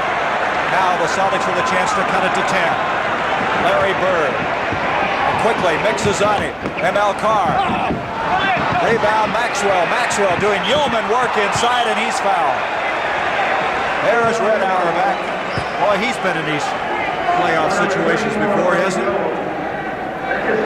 More than anyone else. And he doesn't look too happy at this situation as well. He should not be. Trailing by 12 points. Maxwell at the line with a chance to cut it to 2. The Celtics are just pressing. Cowan's rests on the bench. They're pressing, Gary. They're just not playing their normal game. You can see it in the shots that they're taking. They're trying to force things. And so difficult to keep fighting from that situation of being behind. You get up to the hill, you get up to the top of it, and all of a sudden you slide back down, and it's so tough to get over the top. Another missed free throw for this Boston team. 85-74. 10.5 minutes remaining in what could be the final 10.5 minutes of this season for Boston. They face elimination if they lose this one. Hollins with Bird on him. Bobby Jones, by the way, committed his 4th foul on that last play, but he just nails another one. Bobby Jones, what a game he's having, 19 points. He's looking to be much more offensive-minded than I normally have been accustomed to seeing Bobby play. Larry Bird, and that shot won't go for him. He's just not on his shooting game here this afternoon. Bibby brings it down now with 10 minutes remaining. The doctor. Rebound, Bobby Jones. He's all over the place. And as he goes in, he walks with the basketball. Dave Cowens will now check in for the Celtics with just inside 10 minutes left. Amazing thing is Julius Erving only has 7 points. And yet the Philadelphia team has been in control of this basketball game, so it shows you that they are more than a one-man team like they used to be in the past. You saw that graphic. Los Angeles at Seattle immediately following the conclusion of this game. Here's Larry Bird, left-handed. He's staying with it, and he now has 12 points for the afternoon. 87-76. A lot of pride in the Celtic organization. They don't know what the word quit means. Hollins inside, and Hollins now with 23 points. He is unconscious out there. ML Carr with the foul. Look at the bench scoring. That's maybe the most significant stat of the whole game. Yes, and along with that, the inability of the Boston Celtics to be able to shoot the basketball with any accuracy. They did fairly well in the first half, but Philadelphia was even better. In the third quarter, they went back to a disastrous shooting percentage of 38%. They're not doing that much better here in the fourth quarter. Hollins, the leading scorer in this game now with 24 points. 90-76. Celtics in danger again of not reaching 100 points. That would mean the entire series, if it ends today, they did not score 100 points. There's Bibby trying to bring it down. That ball had no chance, Gary. When I saw Tiny shoot it, the ball was never shot hard enough to be able to get all the way to the basket. Would you have believed, Rick, that you could hold Boston under 100 points in 5 games? No. Here's Erving, and a reach-around foul on Larry Bird. I'll tell you, UB Brown said after they lost their series 4-1, the Atlanta Hawks, that Philadelphia is just awesome. Then they have summed it up. Philadelphia, if they win here today, will be 10-2 in the playoffs. Well, they're an 8-man team. They play with only 8 men, basically, and all 8 men are contributing. Here's Erving taking Bird. Little finger roll that time by the doctor. 9 points for Julius. 92-76. Boston running out of time, and their season just about to slip away from them. 8:37 remaining. Archibald. Intimidated by Mix. He had the shot all the way. Caldwell Jones double team and drives out of it. Broken up. Mix has it. Like you said, Boston is still giving it a great effort. We have an injury timeout now. Man shaken up is Lionel Hollins. I guess they could take 20 seconds away for him the way he's played today. 24 points for Lionel Hollins. He averaged 11 during the regular season. His wish should be, every wish should be granted. The man has been fantastic out here this afternoon. Of course, he has the experience. I mean, he played on that championship Portland team. He was the man who orchestrated the championship series for Portland. Rebounds, you can see Bird's been very effective in that department. But to think that the Sixers are winning like they are and the doctor hasn't contributed any more than he has offensively. He's been averaging almost 28 points a game in this series. Here's the doctor trying to do something about it. Rebound by Maxwell. Archibald. Larry Bird. Bird needs to find the handle. It just won't go for it. Caldwell Jones. Larry Bird, who's shot so well all year long, just can't seem to get the ball to drop. Maravich in the game now, picking up Bibby. Maravich may be the man they need to start shooting from outside. Bo Cheeks. Rebound Mix. Boy, Mix is doing a nice job. Steve Mix has been always an underrated player in this league. He hasn't really gotten the recognition that he justly deserves. Last few years, more people have noticed his contributions. And he and Cowan's entangled, and they're going to call a foul on Mix. That was unbelievable because I was right on this play. Dave Cowan says, hey, let's get this thing going. He is having a tough time shouldering his way inside, and he shakes loose.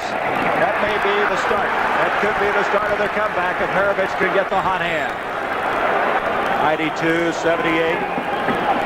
Maravich with 4 points. Cheeks with Archibald on him. Boy, physically, it's very demanding of Boston now. A long uphill struggle with 7:07 left. Philly must avoid what happened to him in the fourth quarter back in Philly in the last ball game when they shot only 2 for 23, I believe it was. That's hard to believe. Maravich with a foul. He thought he got away with it cleanly, but according to Wally Rooney, he did not. Here's the play coming up. Pete, good position right there, reaches in. It's hard to tell from here whether he hit him or not. Pete obviously felt he didn't, but the big thing was Wally did. Bibby into Erving. Darrow against Counts, nose to nose between Bird and Erving. Caldwell, the lean in again. That's his spot. Caldwell Jones has 12 points. 94-78. Maravich, they've got to start putting up some three-pointers, aren't they? Well, it might be just a little bit early. They still have to try and get their offense going, get a couple of quick baskets, play tough defense, and then maybe three-pointers if they're still down by 10 or more with 3 minutes. And there, Bird misses again. Still plenty of time to come back, Gary. At time, 6:25, fourth quarter. Bibby with Maravich on him. Bibby hasn't scored that much today, but he has played so well in this series. Out it comes to Dawkins, long ways out, and it was tipped in by Bird. Boy, when things are going bad, they really go bad. Dawkins will get credit for 18 points. Archibald foul, but touch with this game right now. They're trailing by 19 points. They got to make up a lot of points in a hurry. Biggest lead of the game for the Sixers. There's Maravich, doesn't go. Dawkins with a rebound. Pete's falling away from the basket. He's been short hitting the front rim, and that's probably one of the reasons. Instead of getting planted and going towards the hoop, he's been fading back. Bibby with Maravich on him. Philadelphia now use that clock. They have 8 seconds on the shot clock. Caldwell, that's from the other side that time of the lane. Too far out, though, like we talked about earlier in the ball game. That's not his distance. And how many times have they missed a shot and Philadelphia has gotten the rebound and they reset it? Many times. A little pushing and shoving inside. Looked like a traffic jam in New York underneath there. Look at this, Bird and Bibby going at it pretty good. Doc trying to fight through between Cowens and Maravich. Looked like a square dance. Larry Bird did have the foul assessed against him. Maxwell off to Archibald. Archibald all the way, went right by Cheeks. 98-81. Archibald with 18 points. Look at Caldwell Jones, a 7-1 handle of basketball. That's something that people don't realize, how he's improved his ball handling and shooting since moving to that forward spot. There's Erving, he runs into Cowens, and I mean runs into him. 81, only the second game in the series that the Sixers have scored 100 or more points. Erving bats it out to Maravich. Maravich off of Erving. No, it's off of Maravich. Wait a minute, change. Earl Strom says, I meant it's Boston's basketball. Into Cowens to Archibald. 4:17 left. Bird on the move, and that ball got away from him. But Maxwell will follow. They haven't had very many multiple shots like that. They're going to have to start trying some three-point opportunities. Too many points right now, 17 to make up in this short a period of time, the way that they're playing and shooting the ball. Collins at the 3:57 mark. You see what's remaining in this season right now for Boston, unless they miraculously call it. Well, fairly proficient at it. Well, you can't argue with your results, I'll tell you. 6 NBA free throw shooting titles as Cowens with a little finality with that one, huh? 101-85, 3.5 minutes left. Bibby, Dawkins, he pushed off on him. Darrell pushed off on Cowens, and the doctor is just going to let things simmer for a little bit. Look at that move. He left Maravich in the backcourt and a foul. I think the doc was trying to say, hey, listen, Rick, I could go to my left. I don't have to just go to the right. There's Larry. Larry Bird Have an outside chance of getting back to this game with 3 there. They got back very quickly. Here's Archibald, and he passes off somehow inside and gets the shot underway by Maxwell. 103-89. Here's Erving in the backcourt. He may bring Bird back in, let him just catch a breath or two as Bibby now. Playing cat and mouse in the backcourt to Dawkins. Out to Bibby. Billy Cunningham can't let these last 2.5 minutes get by quick enough right now. Standing on the far side. Cheeks blocked that time by Maxwell. Off to Nate Archibald. Archibald down the middle. 103-91. And as you said, they still have a chance. You have to respect this Boston team. As I say, they just never give up. They're making a real battle here. They're putting some pressure on Philadelphia. They're going to make them have to play good basketball to win it. Maravich on Bibby. And Erving off of Cowens. It'll be Bidwell. Maravich. Archibald to Cowens. He lost it off of Maravich, and that was a very costly move there. That's a very big play. It looked like Cowens should have an easy dunk shot right there. That could have made it very interesting. Big break for the Sixers. 1:53 remaining in this game. Caldwell Jones in the backcourt with Archibald clawing at it. Henry Bibby up to Double D. And Julius Erving now. They'll just milk this clock for all they can. 9 seconds on the shot clock, and Maravich with the steal. Well, we should mention, if the Sixers hang on here, tickets for their home games for the World Championship will go on sale tomorrow morning at 9 o'clock at the Spot. Maravich. And the whistles, the ball goes out of bounds. Philadelphia at the overseas terminal at 6:30 this evening. And Maxwell is fouled by Darrell. Philadelphia move into the championship series, the winner of the Los Angeles-Seattle series. That game, Game 4, will be move into the championship series, the winner of the Los Angeles-Seattle series. That game, Game 4, will be following after this one. Larry Bird, you can see on his face how he feels about today's goings-on. A remarkable season for Boston, the most dramatic turnaround in the history of the NBA. They improved the record by 32 wins. In fact, they won more games this year than they had in the previous 2 years. And they're close back. Who's been a star in this game. Here's Maravich. Off to ML Carr. Carr trying to get out to the three-point area. Rebound, Jeff Judkins, who just checked in. Carr to try another one. He goes up and doesn't get it to go. That kind of shows you how frustrating it's been for Boston this afternoon. Rick Barry's on his way to the Sixers dressing room to congratulate the Sixers on their Eastern Conference Final championship. Here's Gerald Henderson, three-pointer. A little wild and woolly right now as you see the time remaining. That is Clint Richardson, who's checked into the game trying one from outside. It will be Boston's basketball with 14 seconds remaining. I want to thank our people in the truck. Outstanding job they've done today. Our producer, Bob Sinner, who, by the way, his father is having a birthday today, and we just congratulate him. I think he did a pretty good job in raising Bob Sinner. And Sandy Grossman, our director, Bill Petrano, we just congratulate him. I think he did a pretty good job in raising Bob Sinner. And Sandy Grossman, our director, Bill Petrano, our associate producer. Thank you, folks. As Boston's season is coming to a close here in the Garden, a three-point play possibility by Bernard Toon, and it's over. So the Philadelphia 76ers with a 105-94 victory, closing out this best-of-7 series.